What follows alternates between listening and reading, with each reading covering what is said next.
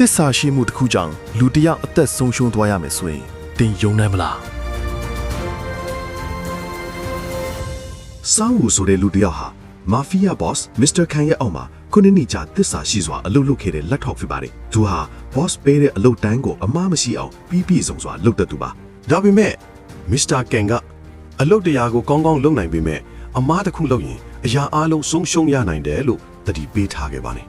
ဒီနေ့မှာ Mr. Khan ကသူ့ချစ်သူဟိဆူကိုအခြားယောက်ျားနဲ့တွေ့နေတယ်လို့တန်တရားရှိတာကြောင့်စန်းဦးကိုလျှို့ဝှက်စောင့်ကြည့်ခိုင်းပါတယ်တကယ်တမ်းစောင့်ကြည့်လိုက်တဲ့အခါဟိဆူကတခြားယောက်ျားနဲ့ချစ်သူဖြစ်တွေ့နေတယ်ဆိုတာစန်းဦးတည်သွားပါတယ်ဒါပေမဲ့စန်းဦးကသူမကိုတနာပြီး Mr. Khan ကိုမတိုင်ပဲသူတို့ကိုလွှတ်ပစ်လိုက်ပါတယ်ဒီအမားကြောင့်စန်းဦးဟာ Mr. Khan ရဲ့ယုံကြည်မှုကိုပျက်စီးစေခဲ့ပြီး boss ကသူ့ကိုတတ်ဖို့အမိန့်ပေးလိုက်ပါတယ်စန်းဦးကိုအတော်ပြင်းထန်စွာနှိပ်စက်ပြီးတေးစီကိုကျူးစားပြီးမယ်သူကအသက်ရှင်ကြံရည်နိုင်ခဲ့ပါတယ်အသက်ရှင်ကြံခဲ့တဲ့စန်းဦးကသစ္စာဖောက်ခံရတဲ့အတွက်အပြင်းထန်အညိုးထားပြီးလက်စားချီရန်ဆုံးဖြတ်ပါတယ်သူကလက်နက်တွေစူဆောင်းပြီးမစ္စတာခိုင်းရဲ့လူတွေကိုတယောက်ချင်းတိုက်ခိုက်ပြီးနောက်ဆုံးမှာမစ္စတာခိုင်းကိုရင်ဆိုင်တိုက်ခိုက်သွားတယ် နောက်ဆုံးမှာစန်းဦးဟာပြင်းထန်တဲ့ဒဏ်ရာတွေကြောင့်အသက်ဆုံးရှုံးသွားပေမဲ့သူချစ်ခဲ့တဲ့ဟီဆူရဲ့ Viola တန်ကိုမှတ်မိရင်စိတ်ကျေနပ်စွာနဲ့တည်ဆုံးသွားပါတယ်